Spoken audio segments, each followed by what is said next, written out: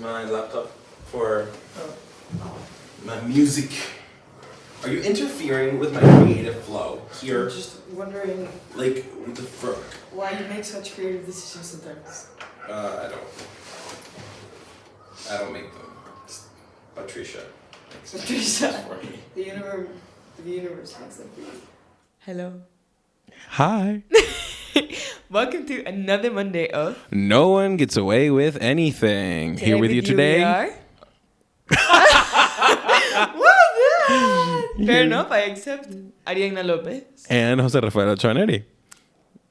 That was a weird turn of events. I'm so confused. I don't know. I took it upon myself to change it. Yes. Fair enough.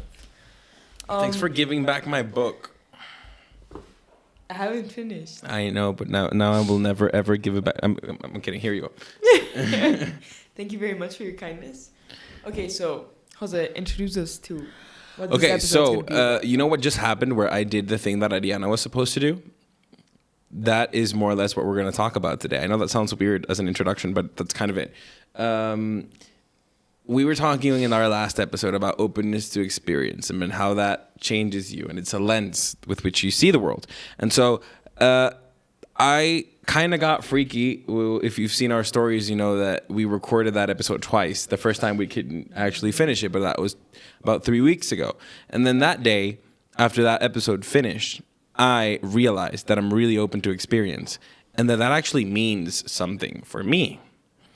And so I've spent the last week and a half just thinking about that. So instead of paying attention to my really complicated social theory classes, I've been thinking about openness to experience. And I will try to explain why with the help of Ariana. Okay? You want to explain why you've been thinking about openness to experience, or? Okay, so es más o menos, tiene mucho que ver con Venezuela. Most of the people that leave Venezuela are not right-winged. They are anti-left. And it's a phenomenon that I've seen a lot. And one of the things that my dad told me when I moved here was, you are a privileged person because you studied at a private school and you had the best education that you could have had in your country. And that is something that not a lot of people had. And then he also told me, you went to private school, so you don't really know the world. You know the world of private school, which is a microcosm. It's a bubble. La famosa burbuja en la que vivimos todos, ¿no? Me encanta también el sweater attire de hoy, los dos. Estamos como super cozy, because like today we have a plan. Yes, we're going to eat after this. We're going to chill, brainstorm. Exactly. Today was a podcast day. Yeah. Podcast evening. And we need ideas. Ideas, time together, brainstorming, situationship. So, yeah. Bonding time. Also, we need to record 2 episodes per like block of time. So in order to For those of you who don't know, a peek behind the curtain, we record 2 episodes a day. Yeah. So, yeah. Because the thing is, in order to like make the setup and then just make sure that we have the time, that the camera is working properly, that the recordings are working properly, then we need to seize the moment as much as possible. Unlike before, which was like more, I just arrived to wherever we wanted to record, because it did not have to be always in the same place. Yeah. Like we would just be in the middle of Retiro and we would decide to record and be perfectly fine. But now we can't. It has to be in the same place, like with the same lighting, same setup, like the house same has books. To be alone. So it's like a bit of a more complicated situation. And we also have like so many delays every time we try to record. Yeah, we're going to fix that. But I think it's something inherent about our personality. Yes, we like to deviate. Yeah, it's like I arrived late because I had to drop off some things home. And then when I arrived, the battery of the camera was like 0, so we spent like an hour. No, it was stuck inside the camera. Inside of the camera, so we had to figure it out. Pulling the thing out, right? And YouTube video about how to, take out the stuck camera. Exactly. And then we talked about like what we're gonna talk about in the episode, and then we set up the camera, like how it has to be. And then my dad came in. And then his dad came in, and we talked, and we made coffee, and then we served water, and then we ate bread. And that was all before we recorded the first episode. Exactly. And then we had like a very beautiful break in between where we did like. Well, it was awesome. I learned to play. What was the song? the Taylor Swift Love. What's the name of the song? Come on.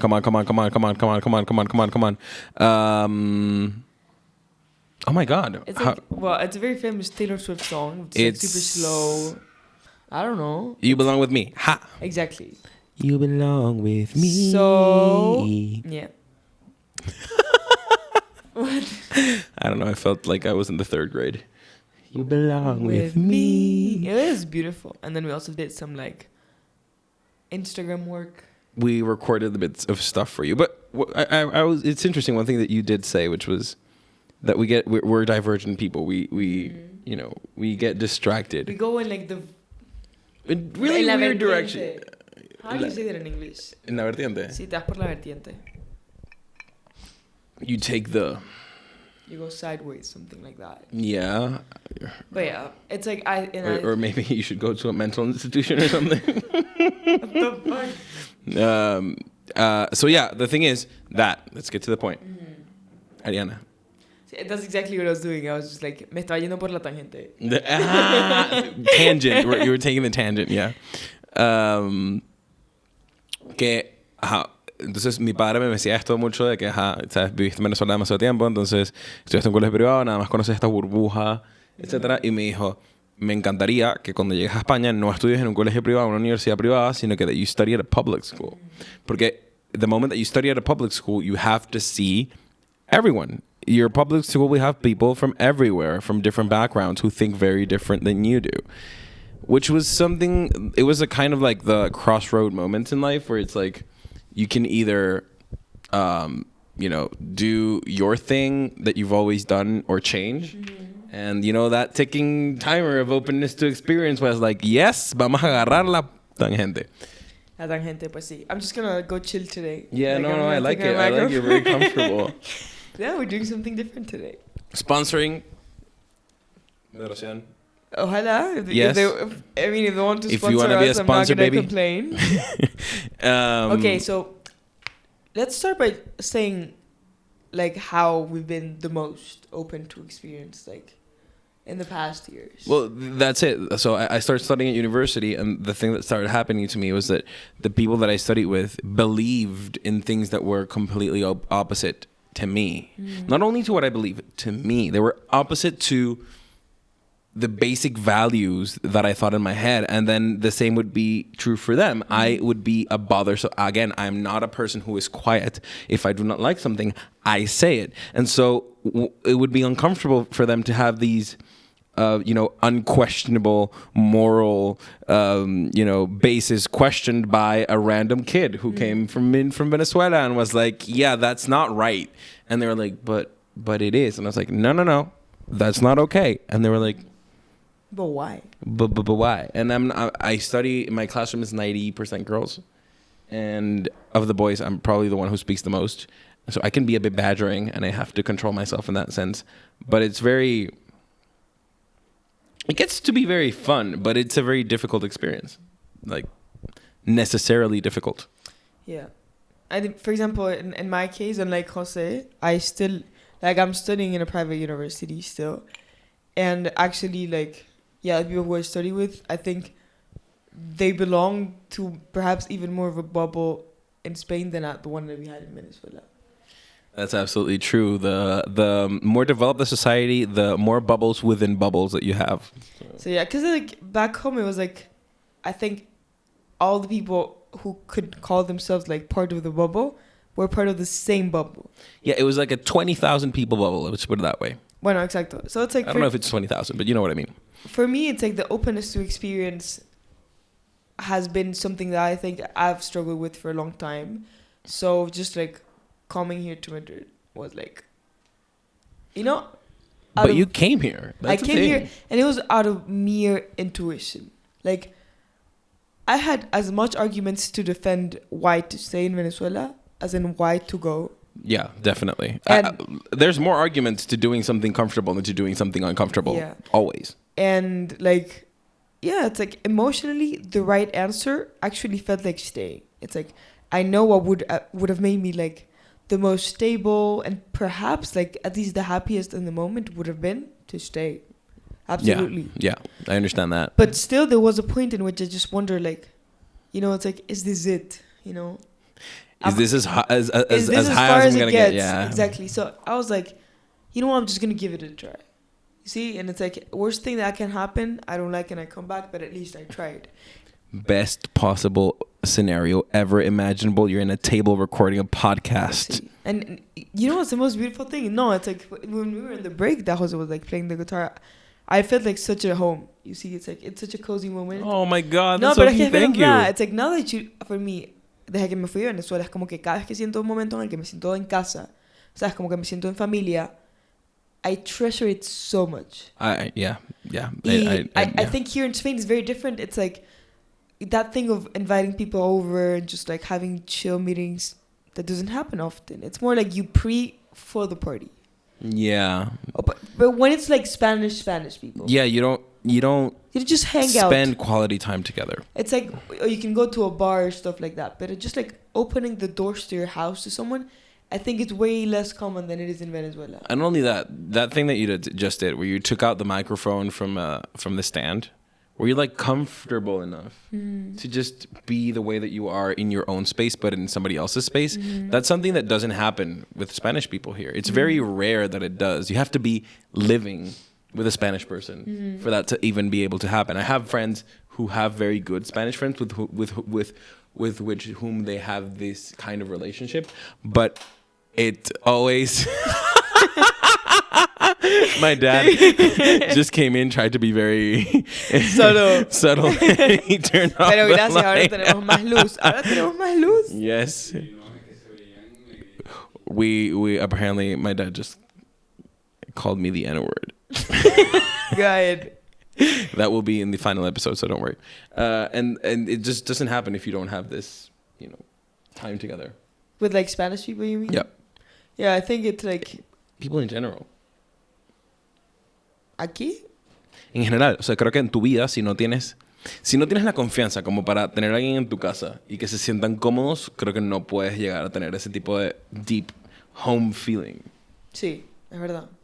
Pero, yeah, it's like... O sea, yo por lo menos, o nosotros, veníamos de un ambiente en el que lo común era que tú llevaras a tus amigos a tu casa, ¿sabes? Como que you went out of school and the best way to spend quality time was just going home. También es que we didn't really have that many alternatives. Yeah, we didn't. What are you going to do in Caracas? Just like go to the park? No. No, te quedas en tu casa o estabas en el carro. El carro era... It was fun. Or like the club. Pero club as in tennis club, not as in... Yeah, or the tennis or the golf club, which is incredibly... O sea, que cuando lo vemos ahorita, acá desde esta perspectiva europea, es como que, what? That's what rich people do here. Yeah, but like uber rich people do here. And it's really funny because that's what I mean. That was our perspective. Mm-hmm. I said that was normal, you see? And now I study with people who have very different opinions from me. And the worst or the most difficult experience I had was a documentary that we watched praising the left in Latin America in the 2000s. Yeah, we've talked about it. And I lived the left in Latin America in the 2000s, and it wasn't a particularly pleasant experience, let's put it that way. And so watching this documentary for me was difficult in the sense that it made it so that I had to constrain myself and not speak while the documentary was playing. You know what I mean? Mm-hmm. I had to actually think very carefully of how I was reacting, how I was physically like reacting to the documentary as I was listening to it, like listening to Chavez speak about him being captured and all that, and knowing that most of it is bull, and then all of my classmates being raptured like exactly like what he intended. They were all like, "Oh my God, this man, he was," and it's like. It was so difficult for me, and then listening to all these other political figures that went in that same line. And then at the end of the class, somebody asked me, "Are you telling me that you don't believe in this?" And then I was like, "Oh my God, I might crazy. Just implode." And it took a lot because I had to write a paper afterwards. And it took a lot of time for me to actually sit down and think, there might be something right here. There is a point. Mm-hmm. This documentary, the amount of people that agree with this, they can't all be wrong about everything. Sí. And that's it. They can't all be wrong about everything. They might be wrong about something. They might even be wrong about most of it, but they can't be wrong about everything. And so I had to force myself to sit down and think about what in that entire documentary was true or was right. And it took me, I don't know, 2 weeks, 3 weeks of like intense thinking to see it and to recognize it. También siento que, por ejemplo, para ti, como eres una persona de opiniones como tan strong, y más allá de strong opinions, it's also that you're vocal about your opinions.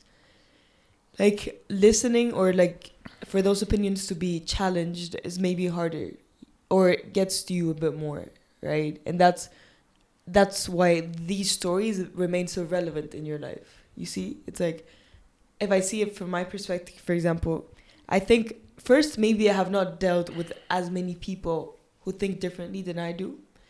And secondly, when I encounter people who divert in their line of thought or in their beliefs, their ideologies, and usually I just don't engage much with them. It's like, I respect where you stand. And since I'm not so emotionally attached to my beliefs, then it's like, well, do you and I do me.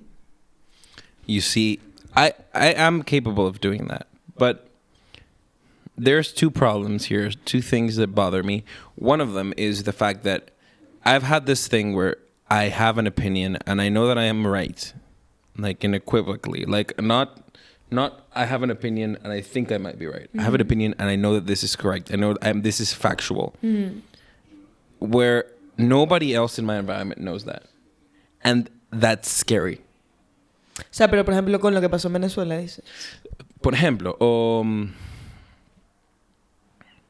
sea, porque, for example, there's one thing que a mí me ha tocado full aquí y en Venezuela jamás, es todo el tema de sustainability. Como que, por ejemplo, en mi universidad, it's so present the thing of like being vegetarian or like being super like aware of the products that you purchased and the amount of bags that you have. It's like everything is very thought in regards to how you're affecting the environment. Y en Venezuela eso es, o sea, de las últimas prioridades que tienes. O sea, como que thinking about the environment is something that only us get to know that it exists, but it's not something you get to worry about.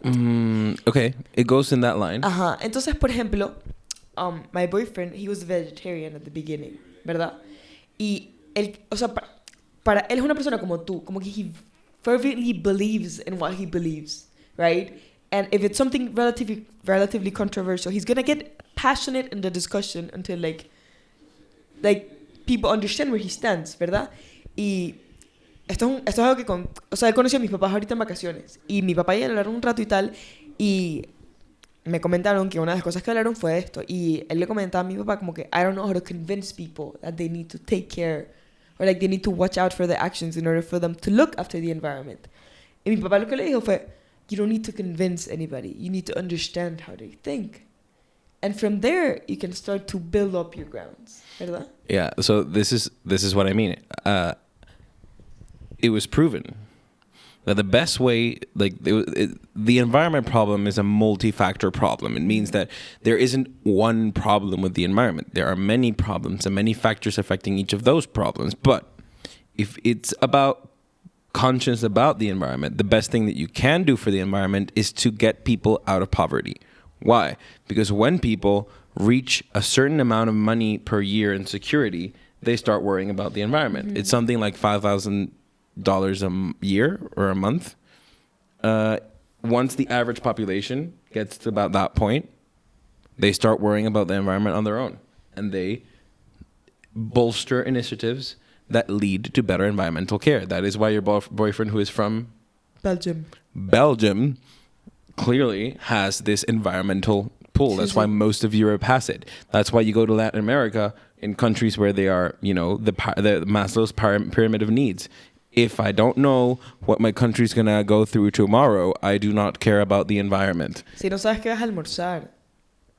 Si no sabes si o te pescas algo en la costa o te tumbas un mango de un árbol porque no sabes si vas a comer, you're not thinking about the environment.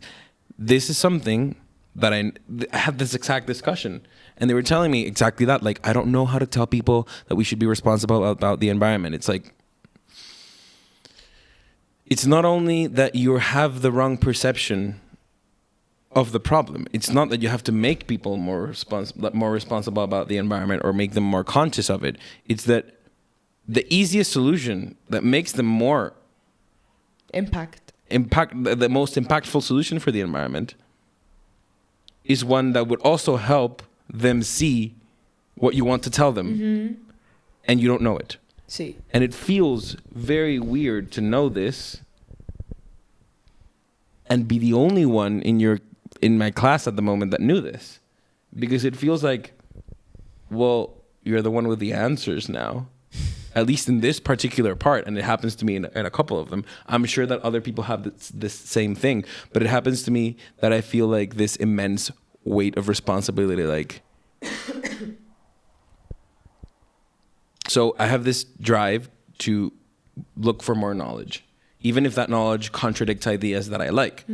One very weird idea, it's Gramscianism. Antonio Gramsci was an Italian man. He was a Marxist, and he basically took Marxist theory and he applied it to the way that we disseminate ideas in society. He is the main philosophical inspiration for Chavism, okay, in one way. And it's in the way that you convince people. It's the populist part. It's where how he convinces people and the environment around him to structure the machine that helps him get into power, which is really weird. The thing is, Gramscianism comes from Marx, and generally speaking, if you ask any Venezuelan, they don't like Marx. Sí. Or anything that comes from that. The thing is, Gramscianism is sadly very, very true, but it's a weapon, and it's an idea that I firmly believe is true, Okay. and that it has a lot of power. But if I had stayed, I think I explained this to somebody today like this: you have a natural predisposition towards some ideas, and you can stay there, and it is comfortable. But for some reason, I believe that if you stay within those ideas, you are being blind to at least half the world. And so you have to force yourself to put that hand down and look through your other eye at whatever it is that the world is trying to show you. And so even though I don't believe that Marxism is the right ideology or an ideology that works, then I can't also believe that Gramscianism hasn't been successful. Bueno, por ejemplo, communism. It's like algo que te enseñan a cualquier persona que estudia política, relaciones internacionales, lo que sea. Tú puedes tener muchas revoluciones que hayan estado basadas o inspiradas en el comunismo, pero el comunismo en su totalidad nunca ha sido alcanzado, right? So there's this hate towards communism, que es entendible, o sea, como que las cosas que han llevado ese título o ese label han sido generalmente catastróficas para muchas personas, so I understand.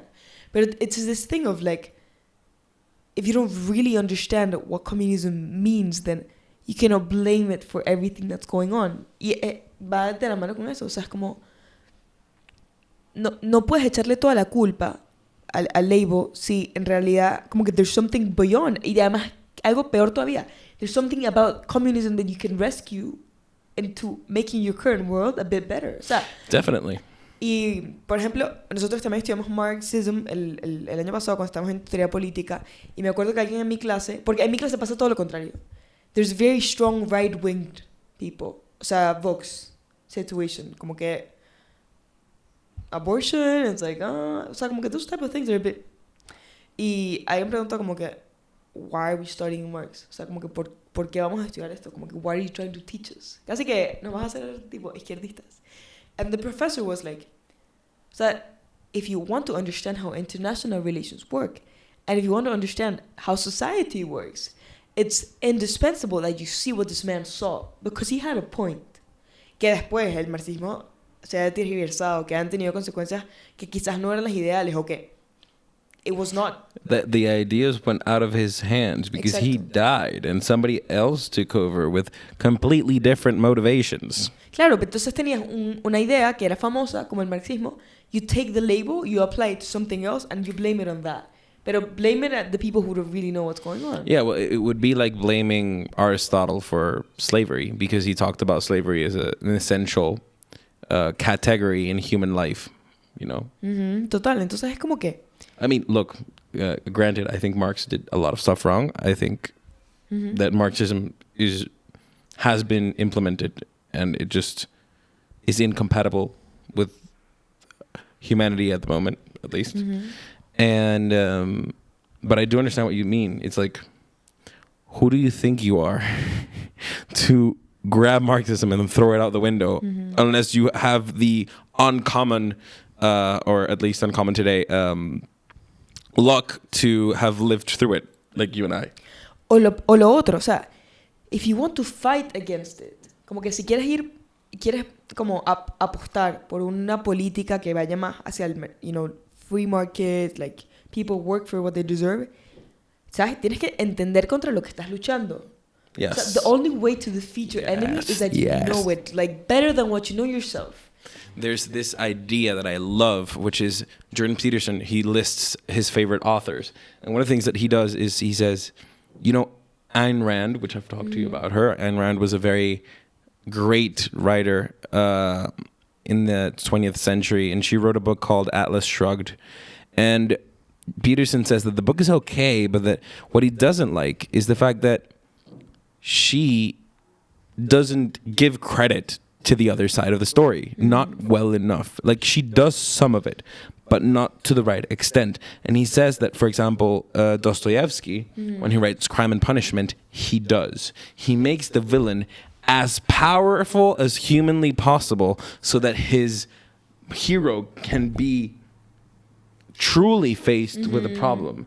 And if you, which is what happens today, if you minimize the left or the right and the pathogens and goodness that they both have, then you have an uneducated people who are not ready for the actual things that those two sides of the coin can bring. Y también creo que, o sea, el nivel de curiosidad que va a con lo que estás diciendo, que tú tengas por entender el lado opuesto de tu versión, es un indicador de qué tan comprometido estás con la causa como tal. O sea, porque una cosa es ser terco sobre una ideología por X, Y, Z, because you grew like that, because something happened to you. And another thing is firmly wanting to like make a change, a positive change. Y si ese es el caso, creo yo que genuinamente vas a tratar de como que entender la situación lo suficiente para comprobar que tu estrategia o lo que tú tienes en mente es la mejor forma de lograr tu objetivo. De lo contrario, you're just being petty, you know? Yeah. You're just being French. It's like a bunch of protests all day, you know? Es que lo estaba hablando hoy, ayer con un amigo. He's French, and he was like, they could pay me $1 billion to be the French president. I would not say yes to it. O sea, él dijo, de pana, el peor trabajo del mundo es ser presidente de Francia, porque es como que whatever you think you can protest about, we protest. O sea, le decía, te lo juro que si hubiese un premio, como que un Guinness World Record for how many protests you can make, the French people would take it. Oh my God. And he's French. You see what I mean? It's like, Yeah, no, I understand. Pero bueno, que al final, o sea, I don't know. You see, it's like, this is what I hear. Pero... No sé, fuera de la política, creo que it's also something that we don't think about, but it's true. We live our lives, and I'm studying a lot of philosophy at the moment, so this can get deep. We live our lives according to X, Y, or Z, and sometimes we don't have anything stable to believe in. Sí. And so the funny thing about that is that you try to find something that's real. Truly, something that is actually solid. What a philosopher will call an ontological reality. Something that is undeniably true. Okay. And I found that the most real thing that I could find is, and I've heard this through Jordan Peterson, is pain. You can't argue with pain. Okay. So if you feel, it's unarguable. Like, Yeah. you can hide it, you can become better at taking it, but it's there. And if you use pain as like a sort of compass, okay? So that it's something like, you know when you're about to say something stupid. Or you know when you're about to say a lie that will make you feel worse about yourself, but you say it anyway. That's being weak. That causes you pain. So what would happen if you didn't say that lie? You would feel pain for saying the truth también. Maybe, but you could also shut up. you could also not speak. Okay. And then you take it into politics and you think, in his last book, one of the I think we put them in the last episode, abandon ideology. It might be a rule that we either said before or we're going to say in the future. And abandon ideology, he basically says something like, ideology, the problem is it's a straight answer for everything. If you're a Marxist and I give you a problem, you have an answer, no matter what the problem is. But it's not necessarily true for that problem. The same thing goes for a Vox follower or anybody from the left, the center, right, left, top, bottom, whatever you want to call it. If you have an ideology, generally that ideology has an answer for everything. And it's a set answer. Exacto, es como no la piensas, es automática. Automática. Es como que you download a zip file that has like so Yeah, many... an algorithm that just answers for you. And it's a little computer in your head. And the thing is, if you turn on this sensibility towards pain and you allow yourself to feel that pain when you're about to say something from your ideology, you will realize that more often than not, you feel pain. You feel pain by saying something like, all capitalists are bad. Yeah, your best friend owns a house. Is he bad? Is that truth? Is that a moral imperative of the world? Do you believe that everybody with capital is wrong? And again, that's Marxism lived a long time ago. We have neo-Marxism at the time, and we have other ideologies, but that's my point. They are not universally true. And surrendering to one of them. Okay. Would you say that people who are very... O sea, personas que son de verdad como purist about an ideology are like... Tienen como una capacidad limitada. I don't think they have a... O sea, digo como que they're the most narrow-minded. O sea, tipo los que creen como más fervientemente en una causa y no están dispuestos a verlo lo más allá. Es como they try to seem the smartest, but they end up being the people who know the least. They have all the confidence of the smart and knowledgeable people who doubt everything with none of the knowledge. So it's dangerous. I think that if you truly only follow one ideology, then I can for sure say that there's something ignorant about you in one way or another. Sí, and there's something that you don't want to see. And that's it. Ideologies hide part of the truth. And so what you're doing is hiding things from you, from the world, from whatever. You're hiding something. And it's not even... You're not hiding it from the world because the world can see that you're hiding it. You're hiding it from you because you can't admit it. And that's why I chose public school. That's why my dad told me that. It's something like there is something absolutely basic about being able to see the other side of the coin because it'll show you things about you that you didn't know and that you might not like. Sí. Y tú puedes escoger. Las cambias, no las cambias. You look them in the face, you look away. That's up to you. Pero es como el video que hablamos el otro día. There's a consequence for not trying. There's a price tag. Y también otra cosa, por ejemplo, ahorita que estamos hablando de esto, como que I'm thinking. Me acuerdo cuando vivíamos en Venezuela, of course, like we did a lot of charity work. Porque that's a natural thing about like the bubble where we lived, you know? It's like, it was a way to help. No? Yeah, we all did a lot of charity work. Es como algo supernatural para nosotros. Y often... como que you ended up talking about politics every once in a while. Y a mí obviamente me da curiosidad como que tratar de entender why do you believe in the Bolivarian revolution so strongly? Es como que genuinamente, o sea, a mí no me cabía en la cabeza why would somebody want that, pero es como que I was raised taught that that's wrong, you see? Y o sea, eso como que eso es un ejemplo súper básico de entender de que la única forma de hacer que esas personas replanteen su decisión o su preferencia es que primero tú la entiendas para que sepas cómo se las puedes argumentar, porque de nada sirve que tú llegues y le digas eres un, ¿sabes? Mente pollo, no sé qué, y like you don't know what you're doing, it's like first if you insult them they're not going to listen to you. Yeah. Starting by that. Second, tú puedes tener todo un abanico de argumentos, pero para esa persona 1, 2, máximo 3 te van a ser realmente válidos. Entonces es como que es lo que decíamos antes. If you really want to make a change, tienes que tener como un impacto estratégico. Es como que you have to look for the point where you're really going to make a change. No, it's not about like showing off how much you know and how much better you are than the other person because of how what you believe or what you think. It's like, what is it that you believe or that you understand that either I don't understand and that I believe that you're not seeing. Yeah, that's what happened with the documentary. But I got to understand it. I got to see why our parents have told us our entire life that it's wrong, and they're not wrong. I mean, it's bad. It's bad, but it happened for a reason. Y también es que desde nuestra perspectiva. And nobody wants to admit it. Fair enough, también.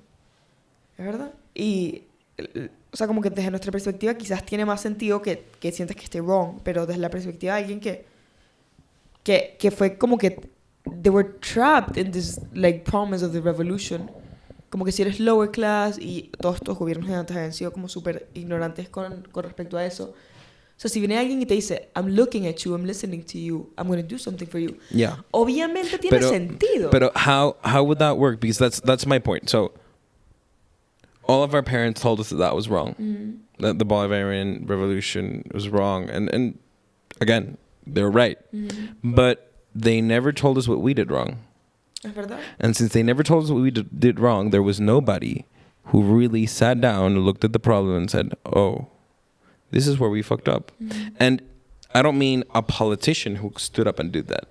I mean a doctor, a teacher, a principal. Nobody did. And so you have our entire bubble, or most of it, has this righteousness that we are better because we didn't do this. And they're falling into the exact same thing that brought that upon us. Sí. And it's really sad. And it's a problem of, it's the price you pay for not admitting a mistake, for not admitting that your position might not be the right, the best, or the correct one. No, y también que if it's a lesson that we don't learn now, even if the problem's over, it comes back again. It'll come back. No one gets away with anything. No one gets away with anything. Exacto, aplica desde tipo individual, como escala, to like a country or international scale. Pero bueno. And it can mean if too many people choose not to look at their problems in the face, you have the death of a nation. Sí. That's exactly what happens. That's exactly how a country dies. Hay algo, literally. Sí. Algo que me da muchísima rabia y es súper contradictorio, pero there's this thing that we like Venezuelans have that we're in love with our country, ¿verdad? Yeah. O sea, definitely. No sé si we, pero at least our parents. Es como que mi mamá. Venezuela tiene las mejores playas, Venezuela tiene las vainas más bonitas del mundo, la mejor queso, la mejor vaina. No country in the world that has like desierto, montaña, nieve, playa. Y, o sea, es verdad, Venezuela genuinamente tiene unos pasajes espectaculares. Y tiene una gente súper simpática. Pero nosotros no somos el mejor país del mundo. Y yo siento que hay como que... Bueno, hay una expresión para eso, pero I'm not gonna say it. Mojón mental. Exacto. Y me da mucha rabia. Porque... Y viene... Por ejemplo, en mi casa lo ves como que... No, pero... O sea, literalmente no hay mejor país que Venezuela y no hay mejor gente que los venezolanos. Para nosotros obviamente es así porque es la gente que más se parece a ti y es cierto que uno se junta con la gente que se parece a uno y tiene que ver con esta cosa de sentirse en casa y todo eso, pero no es verdad que el único país que tiene paisajes espectaculares es Venezuela y la única gente que es súper simpática son los venezolanos. Es como que yo sí tengo una rabia creo que como que escondida ahí de que, o sea, we're nice, pero we're not the best thing in the world and I think we should understand it. Sabes que una de las cosas que más me gusta es when we were talking last episode about how I analyze people.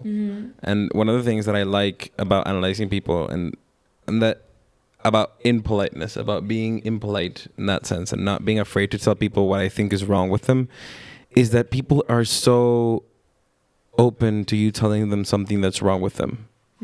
Because we are constantly told that we're perfect, that everything that we do is okay, that we should accept ourselves the way we are. And if you live in that daydream, you live unhappy because everywhere and everyone is telling you that you reached your peak, that you are perfect, that you're okay, that your 20s is the best moment in your life, that you are that university is the best peak of your life and there's nothing ever that's going to be better than that. And then it's like, wait, so this is the best? Of course everybody's going to be sad. If we're the best country in the world and we have a dictator, of course, then we're not going to have a hope for anything. So admitting, whenever I tell somebody that I find this, and this problem in their life, they have a goal. They have something to fix. They have something to strive for, and it gives you meaning and it gives you purpose. And I think that saying that we're the best country in the world is lying. Yo te lo conté antes, hay un episodio de, no me acuerdo, pero es José Rafael Briceño, hablando de cómo él, la última corona de Miss Universo que nos ganamos fue el coaching de Ana Fernández. Y Estefanía Fernández. Yo creo que Diana Fernández. Yo que, no, Estefanía Fernández. Y como ella no ganó porque era la mujer más bella del mundo. Ella ganó porque él y ella son unos obsesionados perfeccionistas que se hicieron todo lo que tenían que hacer para ganar. There's a difference. Él lo dice, no, Venezuela no tiene las mujeres más bellas del mundo, sino que Osmel es la persona más detallista, neurótica posible. Y las personas que trabajan para él lo entienden y saben que es la manera de ganar. There's a very big difference. The reason why Venezuelans win at MUN is not because we're the best debaters in the world. Fuck you. No, we're not. It's because we understand that there's a training that has to go behind it. There's a couple of things that you need to learn. And if you don't learn them properly, you don't win. And even if you learn them, you might not win. That's reality. Sí. Entonces, eso, en verdad, I didn't even remember. Pero eso es una cosa que me da como full rabia, que es verdad que tenemos un país súper cool y una gente súper simpática y yo amo donde soy, o sea, como que I'm very proud of where I'm from, pero como que speech de que we're the best thing in the world, I think it's dumb to just it's toxic. Say like that. Es como que wherever you go, you're always going to be thinking like, yeah, but they don't have this, yeah, but they don't have that, and I'm like, yeah, have you seen everything that you also don't have, that these people would be like, why would you even consider living in there in the first place? Tepuyes. ¿Sabes qué dicen? Que los tepuyes nada más en Venezuela. Mentira. Mentirísima. Ahí en Sudáfrica. O sea, and it's like, nobody, my dad. Aquí la gente está pica. La gente se picó. Sí. Yeah. They were in the same geological period. There's an African in Venezuela, but our entire lives. Exactly. Sí. When Pangea existed, South Africa and Venezuela were pretty much neighbors, and so they exist in both places. But we were told our entire lives that they existed in only one. It's a lie. Ajá, entonces, bueno, eso es como que... Y yo creo que vivir afuera me dio un poco ese openness to understanding. O sea, que de verdad el mundo no gira en torno a Venezuela. Que esa es otra cosa. Y en torno a ti. El mundo no gira en torno a ti. Estamos como super hating. No, look, there's a positive side to this. It's good that the world doesn't turn around you because it's not on your shoulders. Sí, total. Not everything depends on you. And that gives you less pressure and it gives you the time to become better so that if the world ever does depend on you, you're strong enough to carry it. Y es que, por ejemplo, aplica con todo. O sea, por ejemplo, viviendo en España, no sé si te ha pasado, como en Venezuela hay un pensamiento que está como parte de Estados Unidos. Como que Estados Unidos es el centro del mundo. Es el centro de operaciones. Como que todo sucede ahí y nuestra cultura está sumamente influenciada por lo que pasa en Estados Unidos. Pero en Europa, evidentemente, ellos piensan... O sea, tienen un pensamiento eurocéntrico. Como que that's the center de las operaciones. Y luego, Estados Unidos es un factor, América Latina completa, no como que Venezuela, no. América Latina completa es otro factor, Asia es otro factor, lo que sea. Tipo, somos México. Exacto. Y después, por ejemplo, cuando te vas a Asia, te das cuenta que, o sea, de pana, la mayor parte del mundo está en Asia. And you don't know half of it. Yeah. Minorities. Y es de nuevo, la expresión... Mojón mental. De que nosotros somos la mayoría, nosotros somos los mejores, nosotros somos los que tenemos la razón, la religión de nosotros es la nuestra, porque además los musulmanes matan a gente. O sea, there's like this packed y very complex, como que layer of beliefs that we were brought up with, que es como, o sea... ¿Quién te dijo a ti? ¿Quién te dijo a ti? Que hay como... Creo que los musulmanes van a ser, o si es que no lo son ya, todas la religión más grande del mundo, y hay gente súper simpática, o sea, y no todos son radicales, así como hay los cristianos locos que también son radicales. No, o sea. Igual que, and this is what gets me. Tú te empatas con un musulmán y vas a tu casa y tu mamá y las 4 mejores amigas de tu mamá y las 4 mejores amigas de ella llaman a tu mamá. ¿Qué es eso? Aina, who gives a crap? And it's... Let's turn this into a positive note. No, bueno, claro, okay? Pero este rant es importante. It's okay that you have good self-esteem. It's okay important. It's important. It's important that you know your self-worth. But believe me, you don't want to be the best in the world if you're not ready for it. You don't want to believe that you're the best if you haven't. Si tú llegas al cielo mañana, Dios no quiera, and they put a movie about your life, and you see that the movie, and they tell you, look, this is the movie of what your life could have been. You decide if you get into these doors. If the movie matches what you did, you're in. If it doesn't, you don't. What do you think is going to play? Would you be satisfied with what you see? Would your life on earth would have been exactly the same as you see on that screen? And if it wasn't, would you be okay with it? If you would, if you lived your life thinking that there was going to be a movie played in the end of your life with the best possible outcome, if you live that way, if you strive to become constantly better, to make your country the best country in the world, then maybe. But there's no limit to that. Y this is something, o sea, que aplica y permea en absolutamente todos los ámbitos de la vida.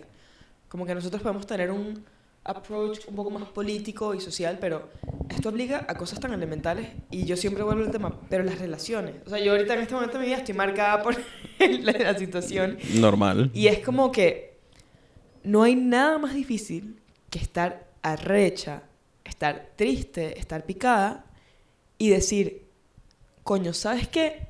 Quizás yo soy la que está equivocada. Sí, y eso es después horrible. dices, bueno, de un momento. Trágatelo. De un momentito. Y bueno, ok, quizás él tiene la razón en esto, esto y esto. Y es burda difícil. O sea, de pana, complicado. Pero es la única forma. Y de nuevo voy otra vez a lo de que si de pana algo te importa, tú lo vas a querer entender. Si a mí me supiera a ñoña mi relación, yo no me daría... A mierda. Exacto. Yo no me daría, o sea, no me tomaría la molestia de arrecharme y después decir, déjame ver si él está arrecho con razón, para después volver, como que arrepentirme de mi arrechera después de que monté el show, como que it's a big load of work. Y solamente vale la pena si de pana estás interesada en el objetivo final. Si yo lo único que quisiera es asegurarme que yo tengo la razón en mi relación, pero es que jamás en la vida me tomaría la molestia de pensar si yo estoy de verdad en la posición correcta o no. It's just like, I want the show, I want the attention, and I don't fucking care if I'm right or wrong. But that's not the case. Sí, mis amigos, mi familia me ha preguntado varias veces como que, bueno, también tienes que ser joven, tienes que vivir la vida, etcétera. Es como que, well, first I do, pero y eso, tipo, tienes una relación como muy joven y le digo, yeah, you're living, tipo, if you don't have a relationship, you're living life on easy mode in a bad way. You're living life in comfort mode, and I don't mean in a bad way. This is the way that I see it. It's something like the biggest thing that can help you grow in your life is having somebody next to you who does not let you get away with bullshit. That's it. If your partner only does that, it's already so positive. And the only moment in which you grow more is when you have kids. Because they will make you look at it worse because they look like you. So, pero tu pareja es una persona que literalmente te hace ver lo peor de ti y decir, if I want to deserve this person, I need to fix it. Sí, literal. Y es eso, ¿sabes? Que te van a decir como que, brother, you're doing this. Y si no fuese por esa relación, tú puedes pasar el resto de tu vida sin mirar ese problema a la cara. Yeah, yo tuve que entender que yo soy una persona que argumenta muy bien y yo tuve que entender que like the goal is not to win the argument. The goal is to solve the problem, and that's so hard for me because I come from MUN and I want to win every argument. So if I had just lived my life that way, then maybe, I don't know, my child would have tried to argue that he should have studied what he loved and not what I wanted him to study, and I would have won the argument. That's not something you want. Pero bueno,